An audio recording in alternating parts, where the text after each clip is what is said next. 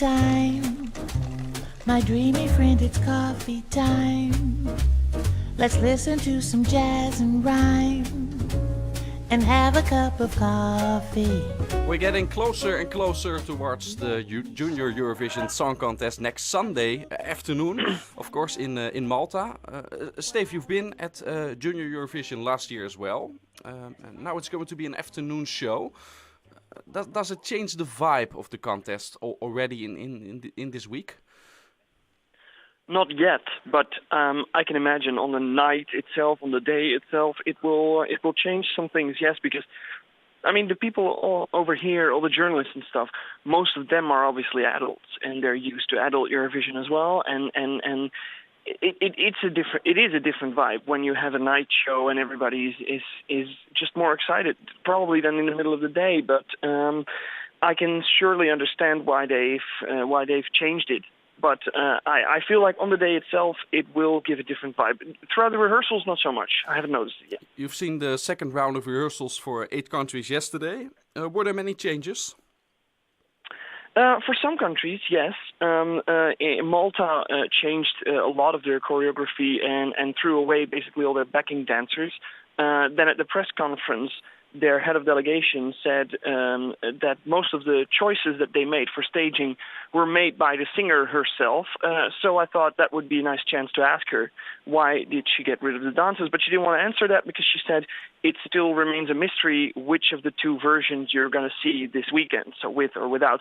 I would say without, how harsh that may sound for the kids involved, but the dancers didn't really blend in with her at the first rehearsal, so I thought it looked better without.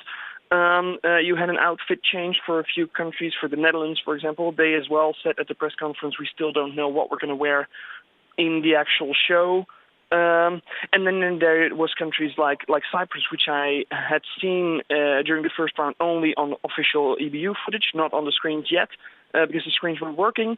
I saw them yesterday, and they were even better than I imagined from the first round of rehearsals, because their camera work really captures his dance moves, and it's a really professional and act.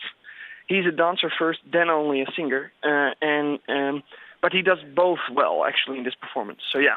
What are you looking forward to most for today?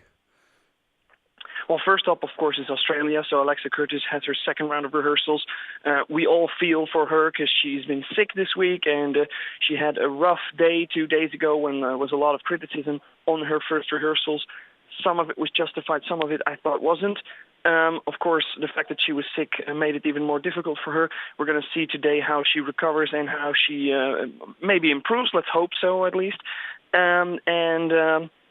And yeah, besides that, there's going to be a lot more countries on which I have a high expectation of, and Russia is one of them. They have a bad position in the running order, but they had a very, very good first rehearsal, and I'm looking forward to see if the camera work improves for that, because that's the one thing that they can still work on to get the act. The act looks good; it just has to be shot right. Does the running order still have such a big influence on the results? It's a small field. There's no televote in there. What's your opinion on that?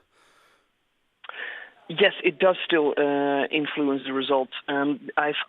Actually, I was asking myself this question at the beginning of this week, and there are people here, colleagues of mine, people from ESC Inside, Ben Robertson, for example, who has studied this phenomena, and he says yes, there is less of a difference with jurors than with televotes, but there's still a difference.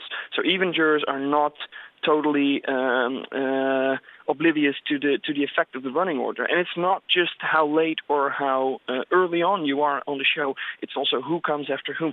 Yeah, last year, Destiny, who from Malta, who won, who in my opinion did not have the best song, but by far the best voice. That was her unique selling point, and she came after one of the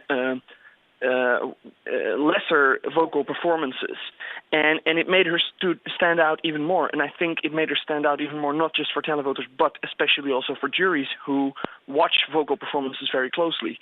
So in that sense, yes, I do think it still makes a difference. Okay, enjoy your day, and we can see all the content you will be making today on escdaily.com. Thank you, Steef van Gorkum. Thank you.